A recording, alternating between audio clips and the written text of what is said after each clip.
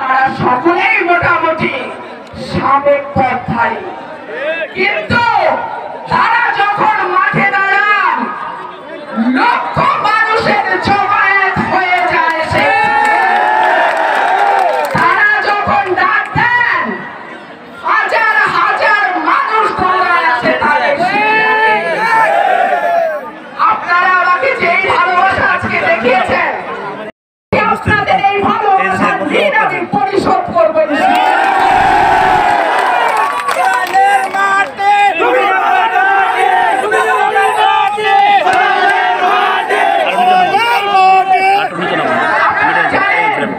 সাড়ে 3 বছরের জন্য আমি সংরক্ষিত মহিলা আসনে সংসদ সদস্য হয়েছিলাম।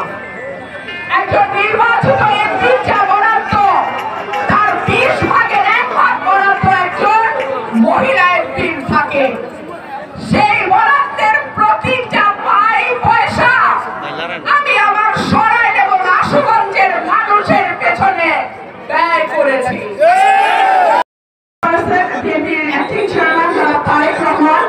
পরিষ্কার বলেছেন এই সরকার আমাদের সরকার, এই সরকারকে কোনোভাবেই ব্যর্থ হতে দেওয়া যাবে না। আমরা আশা করব আমরা যদি ঐক্যবদ্ধ থাকি, কোন ষড়যন্ত্রকারীর শক্তি নাই আমাদেরকে পরাজিত করে, কোন ষড়যন্ত্রকারীর শক্তি নাই বিএনপিকে পরাজিত করে। ইনশাআল্লাহ আপনারা প্রত্যেকের 2 জন একজনের সম্মিলিতভাবে নাম দেন যারা এই মাঠে মানুষ তাদেরকে জবাব দিয়ে দিয়েছে। সুতরাং মানুষকে সমর্থন, মানুষের ভালোবাসা যদি থাকে তাহলেই নেতা হওয়া যায়, তাহলেই রাজনীতি করা যায়।